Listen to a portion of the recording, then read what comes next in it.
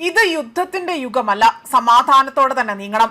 Russia Ukraine യുദ്ധത്തിൽ 2022 അവസാനത്തിൽ Russian president Vladimir Putin ആകട്ടെ യുക്രൈനു നേരെ ആണവായുധം പ്രയോഗിക്കാൻ ഒരുങ്ങിയപ്പോൾ പുടിനെ പിന്തിരിപ്പിച്ചത് മോദിയുടെ സ്വാധീനമാണ് എന്ന് വെളിപ്പെടുത്തലാണ് നടത്തിയിരിക്കുന്നത്.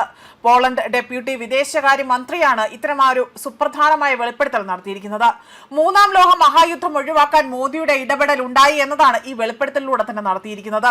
കഴിഞ്ഞ ദിവസം ഡൽഹിയിൽ നടന്ന ഇന്ത്യ പോളണ്ട് സംയുക്ത സാമ്പത്തിക കമ്മീഷൻ യോഗത്തിന് ശേഷം സംസാരിക്കവെയായിരുന്നു ഇക്കാര്യങ്ങളെക്കുറിച്ച് വ്യക്തമാക്കിയത്.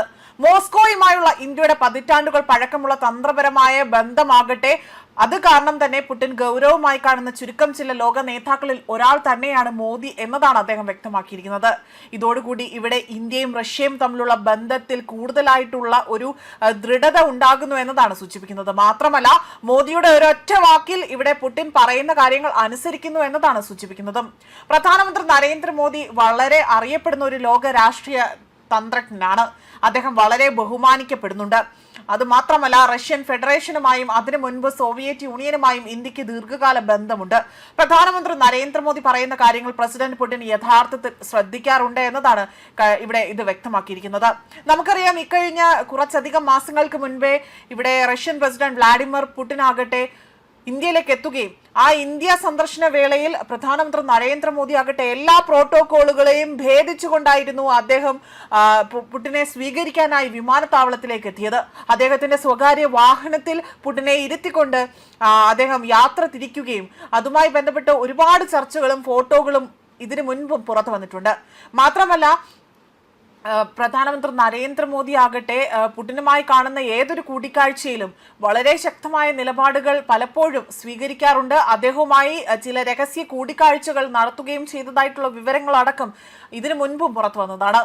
അതേസമയം റഷ്യ യുക്രൈൻ യുദ്ധത്തിന്റെ ഒരു നിർണായക ഘട്ടത്തിൽ പ്രധാനമന്ത്രി നരേന്ദ്രമോദി തന്റെ സ്വാധീനം ഇതിനോടകം തന്നെ തെളിയിച്ചിട്ടുണ്ട് എന്നും 2022 അവസാനത്തോടു കൂടി തന്നെ യുക്രൈനിൽ തന്ത്രപരമായ ആണവായുധങ്ങൾ ഉപയോഗിക്കുന്നതിൽ നിന്ന് പുടിനെ തടയുന്നതിൽ പ്രധാനമന്ത്രി ഇവിടെ യഥാർത്ഥ പങ്കുവഹിച്ചതിനെയും പരാമർശിക്കുന്നുണ്ട്.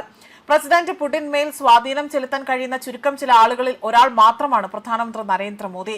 ഈ സംഘർഷം അവസാനിപ്പിക്കാൻ സഹായിക്കുന്നതിനായി തന്നെ ഇന്ത്യക്ക് ചെയ്യാൻ കഴിയുന്ന വ്യക്തമായ കാര്യമാണിത്. 4ാം വർഷത്തിലേക്ക് കടന്ന യുക്രൈൻ യുദ്ധത്തിലെ പ്രധാനമന്ത്രി നരേന്ദ്രമോദിയുടെ നയതന്ത്ര നീക്കങ്ങളിലേക്ക് വീണ്ടും വെളിച്ചം വീശുന്നതാണ് ഈ പുതിയ വെളിപ്പെടുത്തൽ. 2022 സെപ്റ്റംബറിൽ ഉസ്ബെക്കിസ്ഥാനിൽ നടന്ന ഷാങ്ഹായ് കോർപ്പറേഷൻ ഓർഗനൈസേഷൻ ഉച്ചകോടിയുടെ വേദിയിൽ വെച്ച് ഇന്നത്തെ യുഗം യുദ്ധത്തിനുള്ളതല്ല എന്ന് മോദി പുടിനോട് പറഞ്ഞത് വലിയ വാർത്തയായി തന്നെ നിറഞ്ഞതാണ്. റഷ്യക്കെതിരെ പാശ്ചാത്യ രാജ്യങ്ങളുടെ ഉപരോധങ്ങൾ പങ്കുചേരാൻ അവിടെ വിസമ്മതിച്ചിരുന്ന ഇന്ത്യ ആകട്ടെ ചർച്ചകളിലൂടെയും നയതന്ത്രത്തിലൂടെയും പ്രശ്നം പരിഹരിക്കണമെന്ന നിലപാടാണ് തുടക്കം മുതൽ തന്നെ സ്വീകരിച്ചത്. പ്രധാനമന്ത്രി നരേന്ദ്രമോദി പുടിനുമായും യുക്രൈൻ പ്രസിഡന്റ് വ്ളാഡിമിർ സെലൻസ്കിയുമായുമുള്ള സമ്പർക്കം തുടരുകയും ചെയ്തിട്ടുണ്ട്. 2024 അദ്ദേഹം ഇവിടെ കീവിൽ വെച്ച് സെലൻസ്കിയെ നേരിൽ കാണുകയും പിന്നീട് വിവിധ അന്താരാഷ്ട്ര ഉച്ചകോടിയിൽ വെച്ച് കൂടിക്കാഴ്ച നടത്തുകയും ചെയ്തിട്ടുണ്ട്. റഷ്യയുമായുള്ള ഊർജ്ജ വ്യാപാരം കുറയ്ക്കാൻ അമേരിക്കയിൽ നിന്നുള്ള യൂറോപ്യൻ സഖ്യകക്ഷികളിൽ നിന്നും നിരന്തരമായ സമ്മർദ്ദം ഉണ്ടായിട്ട് പോലും റഷ്യയിൽ നിന്ന് അവിടെ വിലക്കിഴിവിൽ ക്രൂഡ് ഓയിൽ വാങ്ങുന്നത് ഇന്ത്യ തുടരുകയാണ് ചെയ്തിരിക്കുന്നത്. രാജ്യത്തിന്റെ ഊർജ്ജ സുരക്ഷയ്ക്കും അതുപോലെ ദേശീയ താല്പര്യവുമാണ് തങ്ങൾക്ക് പ്രധാനമെന്നും അതാണ് ഈ തീരുമാനത്തിന് പിന്നിൽ എന്നതുമായിരുന്നു ഇന്ത്യ വാദിച്ചിരുന്നത്. അതേസമയം കഴിഞ്ഞ മാസം പുടിൻ ഇന്ത്യയെ ഒരു മഹത്തായ രാജ്യമെന്ന് വിശേഷിപ്പിക്കുകയും ഇന്ത്യയുടെ സ്വതന്ത്ര വിദേശ നയത്തെ പോലും പിന്തുണയ്ക്കുകയും ചെയ്തുകൊണ്ട് രംഗത്ത് വന്ന വ്യക്തിയാണ്.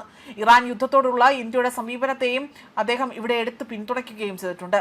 അവിടെയും ഇന്ത്യ തങ്ങളുടെ തന്ത്രപരമായ താല്പര്യങ്ങൾ നിലനിർത്തുന്നതിനോടൊപ്പം തന്നെ സംയമനത്തിനും നയതന്ത്രത്തിനുമാണ് ആഹ്വാനം ചെയ്തിരിക്കുന്നത്. ഇന്ത്യ ഭീകരതയെ അപലപിക്കുകയും സംഘർഷം ലഘൂകരിക്കുന്നതിനും ചർച്ചകൾ ഇവിടെ നടത്തുന്നതിന് പോലും പിന്തുണ നൽകുകയും ചെയ്തതും ഇവിടെ എടുത്തു സൂചിപ്പിച്ചുകൊണ്ടാണ് ഇക്കാര്യങ്ങൾ അദ്ദേഹം ഇവിടെ എടുത്തു പറഞ്ഞിരിക്കുന്നത്. ന്യൂസ് ഡെസ്ക് കർമ്മ ന്യൂസ്.